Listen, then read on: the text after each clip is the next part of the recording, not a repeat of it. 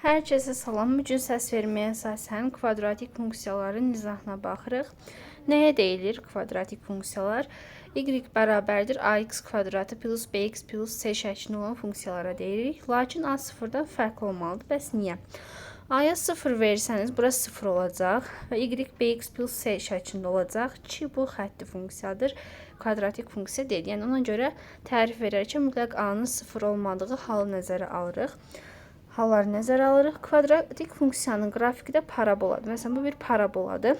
Parabolanın y oxunu kəsdiyi nöqtə, baxın, bu nöqtəyə C deyirik. Və parabolanın təpə nöqtələri var. Bu x1, bu köklərdir, x1 ilə x2. Təpə nöqtələri də x0 ilə y0-dır. x0-a biz və yaxud m deyirik. M. y0-a isə n deyirik. Və bura bu qədər idi. İncəcə digər hissəyə təpə nöqtəsinin koordinatlarını necə hesablayırıq? Təbii ki, kvadratik funksiyadan söhbət gedir. İndi x0-ın hesablanması, yəni m-in hesablanmasına baxırıq. Mənfi b bölünsün 2a ilə hesablanır. N-i və yaxud y0-ı mənfi d bölünsün 4a ilə hesablaya bilərsiniz. Ya da m-i tapdıqdan sonra gətirib yerinə qoysanız n-i verir. Məsələn, nümunəyə baxaq. Bizə belə bir funksiya verilib. Və buradan m-i tapsaq, mənfi b, yəni mənfi 12 bölünsün 2a, yəni 2 vurulsun 3. Nəyə bərabərdir? Mənfi 2-yə. N-i ya bu düsturla, deməli, ya bundan tapacaqsınız. Ya da m-i tapdıq, neçə mənfi 2 gətirib yerinə qoyuruq. 3 vurulsun mənfi 2-nin kvadratı 12. Üzərinə gəlsin 12 vurulsun mənfi 2, mənfi 24. Üzərinə gəlsin 2. Yəni eləyəcək mənfi 10. Baxın, belə hesablanır. Burada da verilib. Sonra parabolanın, deməli, bizə əgər m ilə n, yəni təpə nöqtələri verilərsə, bu şəkildə yazırıq. Y bərabərdir a vurulsun x çıxaq m-in kvadratı plus n şəklində. Baxın, məsələn, burada m-i soruşsa 2-dir, yəni bunun əksi, mənfi 2-nin əksini götürürsünüz. N 1-dir. A da 3-dür. Təpə nöqtəsi deməli nədir? 2 ilə 1-dir. Bu qədər. Və indi burada qiymətlər oblasını necə baxırıq. A müsbətdirsə y0-dan, yəni n-dən müsbət sonsuzluğa kimidir. A mənfidirsə mənfi sonsuzluqdan y-ə kimi olacaq. Burada a-ya baxırıq ki, nədir? Mənfidir, düzdürmü? Deməli, burada necə olacaq? Mənfi sonsuzluqdan n-ə kimi olacaq. Burada m-i tapıb, gətirib yerinə qoyub n-i tapıb və mənfi sonsuzluqdan 7-yə kimi olduğunu tapıb. Burada da eyni şəkildə. Və a müsbət olduqda m-dən müsbət sonsuzluğa kimi artır, mənfi sonsuzluqdan m-ə qədər azalır. Bu mütləq düşən qaydalardandır. A mənfi olsa isə mənfi sonsuzluqdan m-ə qədər artır, yəni aralıqda artır. M-dən müsbət sonsuzluq aralığında azalır. Və burada x0 xətti parabolanın simmetriya oxudur. Baxın, burada da vardı. Baxın, bu simmetriya oxudur. Yəni orta nöqtəsi necə? Yəni x1 ilə x2-nin yarısı bizə x0, yəni m verəcək. Yəni bu deməkdir. Sonra kvadratik funksiyanın qrafiki a müsbət olanda baxırıq. Diskriminant nə vaxt müsbət olur? X oxunu 2 nöqtədə kəsəndə, yəni 2 kökümüz varsa, diskriminant müsbətdir.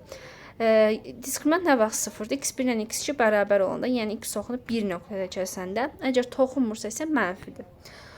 Sonra a müsbət diskriminant mənfidirsə 350 hər zaman müsbətdir. Baxın, burada da yenidən təsvir edib mənfi olduqda necədir. Və a nə idi? A parabolanın qollarını ifadə edir. Əgər a müsbətdirsə parabolanın qolları, baxın, yuxarı formadadır, yuxarıdır. Əgər a mənfidirsə, baxın, burada da müsbət imiş. Hə, burada. A mənfidirsə qollar aşağı olacaq. Aha, hə, bir də ki, a mənfidirsə, yəni diskriminant mənfidirsə, 350 mənfi olacaq. Baxın, bayaq bunu dedim, parabolanın qolları yuxarıdırsa a müsbətdir, aşağıdırsa a mənfidir. İndi, bəs b-nin işarəsini necə təyin edə bilərik? Bunu m-ə əsasən təyin edirik. M mənfi b bölünsün 2a idi. Buradan siz qollara əsasən a-nın işarəsini tapırsınız. Qrafik əsasən m-i tapırsınız, b-ni də buradan tapacaqsınız. Buna ehtiyac yoxdur. C-də bayaq dedim ki, o y oxundan kəsdiyi nöqtəyə deyilir. İndi baxın, cəmuna baxaq. A, B, C-nin əmsallarını işarə edək. Qollar aşağıdır, yəni A mənfidir. İndi baxın, bura m-dir. M hansı istiqamətdədir? Müsbətdir. Düzdür? M müsbət qoyuram. Mənfi b bölünsün 2a da burada mənfidir. Müsbətdir. Mənfini mənfiyə böldüm, müsbət. Deməli, b nə olmalıdır? Müsbət olmalıdır mütləq. Bir də qrafikə görə də s-ni tapırıq. Necə tapırıq? S nə idi? Y oxu ilə kəsişmə nöqtəsi idi. S bu hissədir. Y ilə müsbət hissədə kəsişir deyə S-də müsbət olacaq. S-də müsbət. Bu şəkildə tapırıq. AX oxuna boyu sürüşən zaman sağa sola sürüşür. Məsələn, 3 vahid məsələn sağa sürüşdürüb bu şəkildə yazıb x kvadratını. 4 vahid sola sürüşdürüb bu şəkildə yazıb. AY oxuna sürüşəndə isə baxın, şaqudi və yaxud yəni Y oxu boyunca sürüşməlidir. Məsələn, 2 vahid yuxarı sürüşdürübsə, yəni yuxarı aşağı sürüşmə Y oxudur, sağa sola sürüşmə X oxudur.